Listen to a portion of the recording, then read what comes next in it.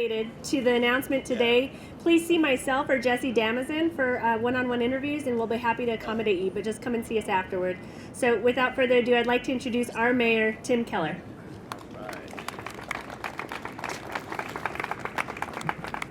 All right, well, this is one of the first positive announcements we've got about this project. So we are excited today. And what we're talking about is a reflection of a whole lot of hard work for a long time. And so in advance, I think Alicia mentioned this, but I just want to let folks know we're gonna spend a little time together. We have a lot to go over today. And I would imagine there's also going to be lots of questions. I also want to take some time too to acknowledge some folks before we really dive in. So I think first and foremost, let me just talk about two people. Our former transit director is here with us today, Bernie Toon. Bernie, we could not have gotten here without Bernie, and especially on the money part. Bernie Toon came to us in a convoluted way from former roles with Jeff Bingaman and others. But he provided a key DC link to actually make sure that we got this federal funding that was very much about not to happen. So it was sort of destined that Bernie would come save us with the money. So great job, Bernie. Let's thank him for his year of service.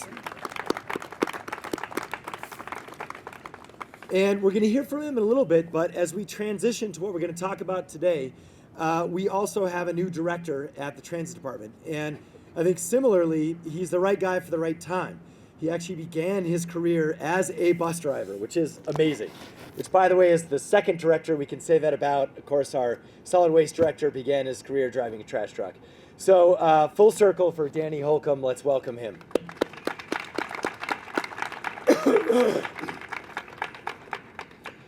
So let me begin by saying that about 2 years ago, almost to the day, not quite, we took responsibility for fixing this project. We recognized it was a little bit of a lemon. We knew the only way out was really to go through.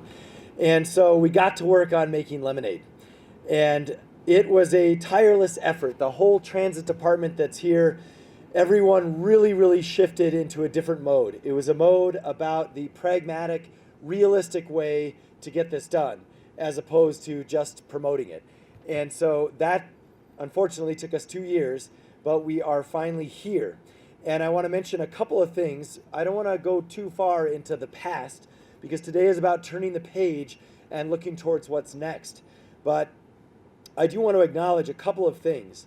You know, number one, just the pain that the city went through in this project.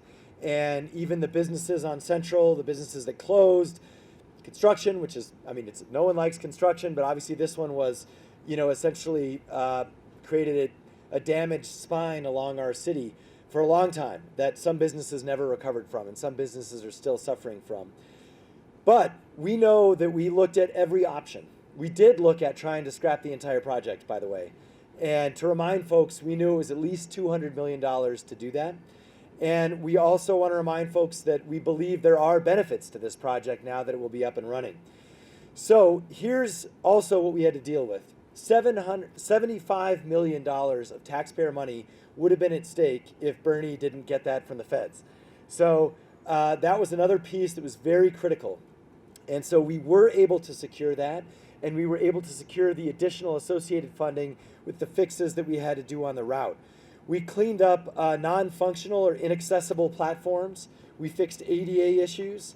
And we also tried to fix the route in ways that were permitted to make it a little bit more user-friendly, both for the bus drivers and for pedestrians and for auto traffic. We also, I think most importantly, and we found this out, of course, last summer, we had to get 20 new buses. And so they are now all finally here.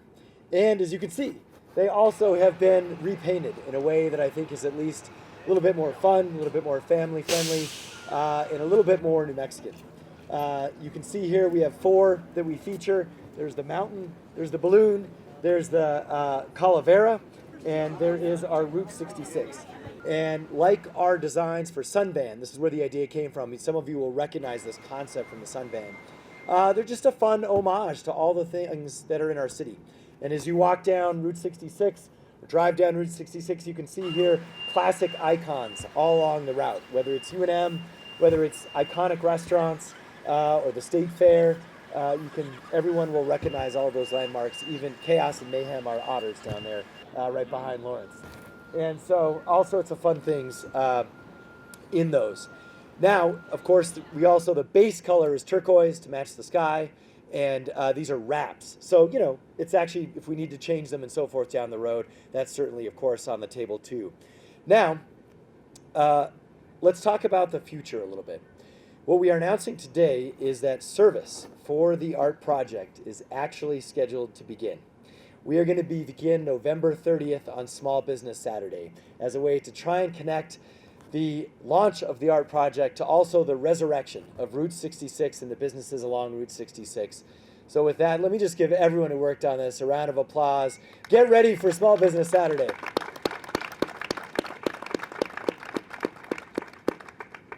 So we're going to be doing this as a fresh start for our community, as a way to turn the page to what in many ways is still going to be a long road ahead, but it's a road that we're actually going to be able to drive our buses on.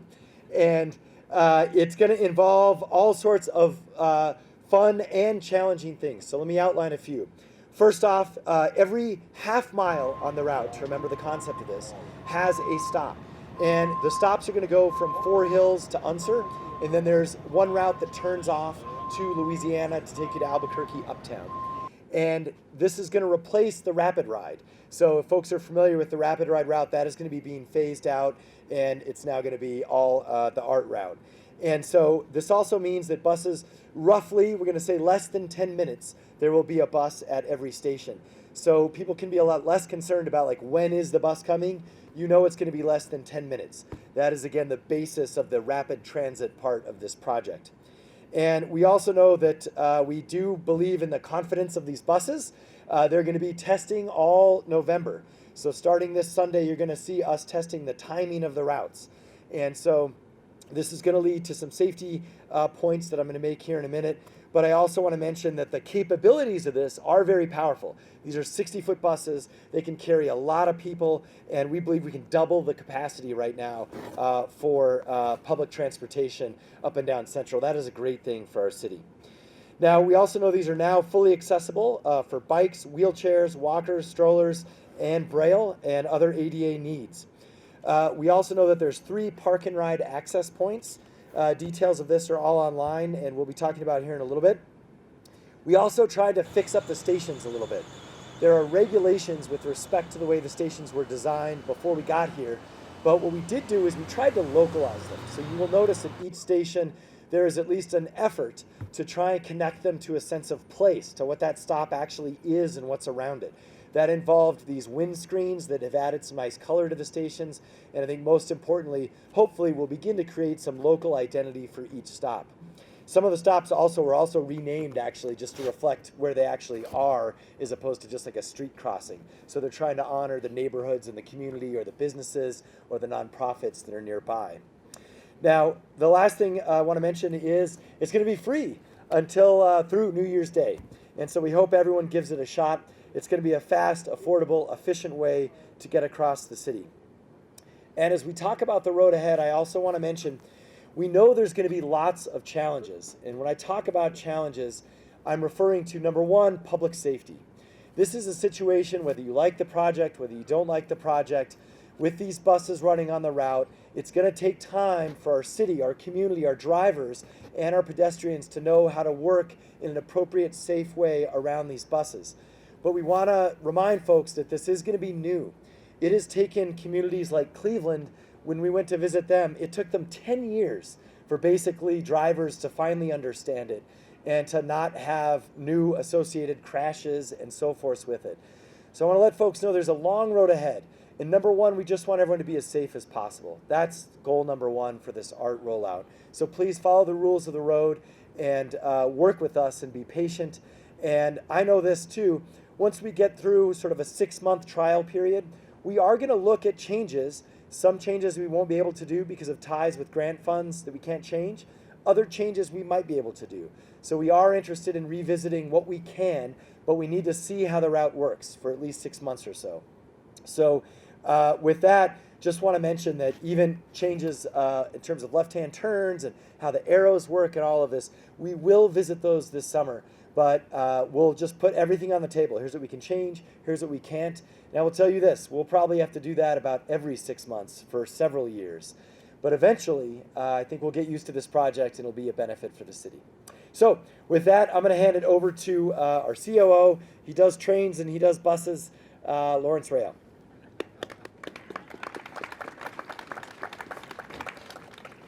Thanks, Mayor. Let me begin by just obviously, it's obvious to all of us that live here that this is a major, major change for Central Avenue. And with any other project of this magnitude, there are so many people that are involved in ensuring that this is done in the best, safest, and efficient manner possible. I just want to recognize the transit department, in particular, a couple of individuals who really have been very, very instrumental in getting us to where we are today.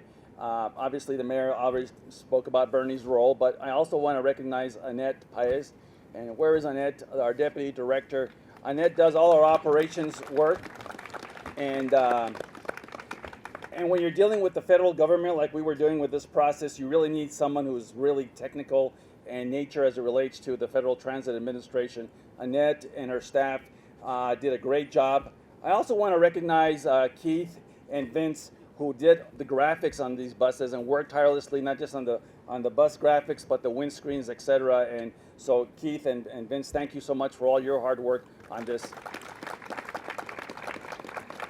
And then obviously all the transit drivers and our folks in our maintenance shops, etc., because we all know the history of how we got to these particular pieces of equipment, these new flyer buses, and it was a lot of work on a lot of people's part. And so it really just took a whole group of folks to work together. But let me begin by saying that all the 20 buses that we ordered are in. At any one point in the operations of ART, you will see 16 to 17 of these buses operating on a daily basis. So we will have additional, obviously, buses in the garage, if you will, in case we have a breakdown or a mishap. But in order to meet the requirements of the grant that was awarded to the city, the Federal Transit Administration's grant, we will have at least between 16 and 17 buses in the corridor. I'm happy to report the last time we all visited on ART and the progress of ART, we began the training of all of our bus drivers so that our bus drivers across the department know how to operate the buses. That training now is complete. We will continue over the next 3 weeks to give refreshers and to give all our drivers an opportunity to get really familiar with the corridor, especially as we begin to do these mock trials, if you will, or trial runs, where we'll have the buses in the corridor so that they can get in a sense of how to work with the corridor and ensure that our drivers as well, our motoring public and our pedestrians and others in the corridor know that the buses are now going to be fully functioning in the ART corridor. We have bid the routes out, and we now have all the drivers that will be running the corridor identified as per our labor negotiations process with our union, and so we're ready to start the project. I will also just indicate to all of you that we will do a pretty robust campaign of public information with videos and messages boards, etc., including radio, etc., to just remind folks in the community that the ART buses are in the corridor, how to respect the lanes, and as the mayor said, continue to do the work that needs to be done to ensure that this operation runs in a safe and efficient manner. So along those lines, APD will continue to have a more and more visible presence in the corridor. Beginning the day of service, which is at the end of the month, APD will start issuing warning citations to drivers to now begin to step up, if you will, the necessity to obey the rules of the corridor, to ensure that drivers are getting the message, as well as pedestrians, and as you all know, bicyclists and even skateboarders and some of the folks that are using our new little gadgets to run around downtown, to make sure that they are, the scooters, that's the right word, the scooter gadgets, so that they realize that the corridor is now is fully operational. However, I will also just indicate that once we begin the service in January, where folks will be paying to begin to use the service, APD will step up that enforcement into now real citations. And so citations will begin to be handed out in earnest after the first of the year. So it really gives us an opportunity for the next 2 months to really begin to, again, to educate the public, et cetera, and make sure that they know that this is now a live project, if you will.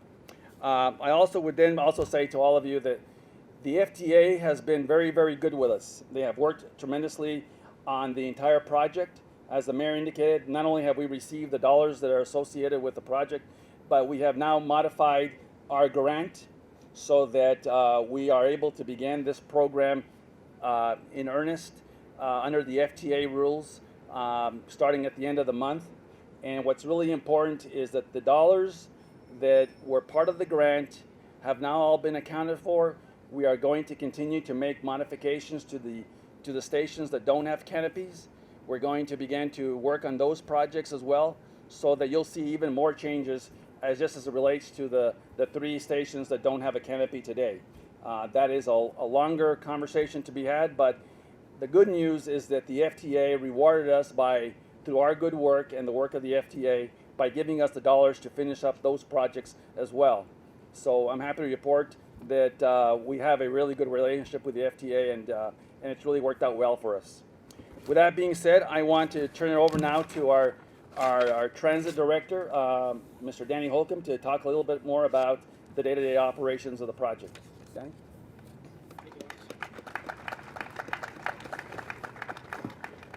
Thank you very much, Lawrence. I appreciate that. We're proud that the ART project is going to bring twice the amount of service to the west side than the previous rapid ride. So we're really excited about that. We're proud to bring that to the west side. I'm sure Councilor Sanchez is excited about that as well.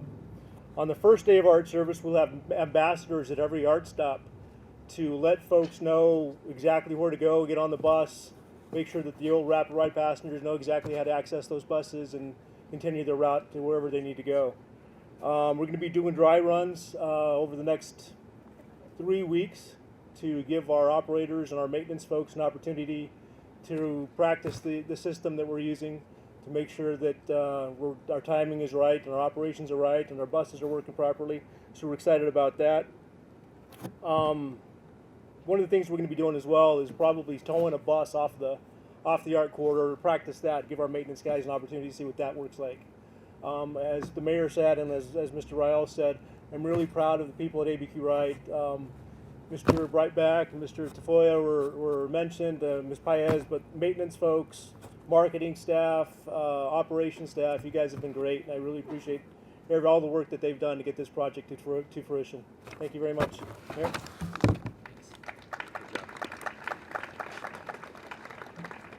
So before we wrap things up, we want to hear also from our West Side City Councilor and often City Council President, Ken Sanchez. Thank you, Mayor. What a great day for Albuquerque. I would first like to thank Mayor Keller for his vision on this project, and Mr. Toon, former director, and Lawrence Riel, you've done a great job in taking your time to assure that this project got done properly and got done correctly. Lemonade has never tasted better. But it was a tremendous amount of work on behalf of the administration. Many of you that have worked for transit, I've been with for many years at many news conferences. I was there at the Biopark 2 years ago when there was a lot of hope and promise for the ART project, and no buses ran after that. But today, that hope and promise is a reality, and the buses will be running very quickly. And I'm just very grateful to see the historical landmarks along Central are included in these bus wraps. I think, people that are riding the bus, and we want to encourage people to come out and ride the buses and to get the feel for how safe these buses are going to be. The City Council has appropriated money for additional security for these buses. They've been hired some time now, so they're ready to go to work also. But it's important that we keep our buses safe, keep our buses clean, and I know the staff is willing to go out and work extremely hard to make sure that people that are riding the ART buses are happy, comfortable, and safe. But this is a great day for Albuquerque. I've been to a lot of news conferences involving the art project. That three-letter word has been a nasty word for a long time. But today, and it's going to take some time, as Mr. Ryle has stated, and also the mayor has stated, to get this project working. But we really are hoping that the residents of our community have patience, because it will take some time, and we really want to bring business back to the West Central and the entire corridor of Albuquerque. Thank you very much, Mayor, for all of your work and your vision on this project. Well, thank you so much, Councilor. And let me mention a couple of things, just some small loose ends. A little bit about the buses themselves. A reminder, these are obviously clean diesel technology. We needed to solve for speed in terms of getting them fast, and cost, and also efficiency and durability. So we're going to be able to use these buses all over town just if we need them. And of course, we're not going to have to worry about recharging and this kind of stuff. But I do want to mention this. As we've stated earlier, I want to remind folks we are committed actually to doing hybrid and electric buses on our regular 40-foot fleet. And so those are going to start coming in this summer. And eventually we will phase all our buses into either hybrid CNG or electric. And so that is all, it's by executive order. So as long as I'm here, that will continue to happen. And we think over the course of 5 to 10 years, we'll be able to rotate every one, and these will be the last ones out that will be eventually replaced by electric or hybrid. The other thing is just also on the interior, we have a much better setup for driver safety that we very much like. It's a setup that allows drivers to interact with customers, but also, as you know, we've had challenges in the past. There's a better safety situation for the drivers as well. We appreciate all the work they do, and we want to make sure that they have a safe environment to drive in. And also the buses on the inside, they are very no frills. We wanted to solve again for durability. We're out here to make these last and look nice and be usable for as long or in whatever capacity we need them. And the interiors reflect that. It's a very durable, cleanable, washable, fixable setup. And we think that's the right thing to solve for at this time in our city. So with that, let me say this. I want to encourage everyone, give it a shot. Come out, shop local on Small Business Saturday, try and take the bus, have a lot of fun with it. And I think we've got something that eventually our city's going to be very proud of. So,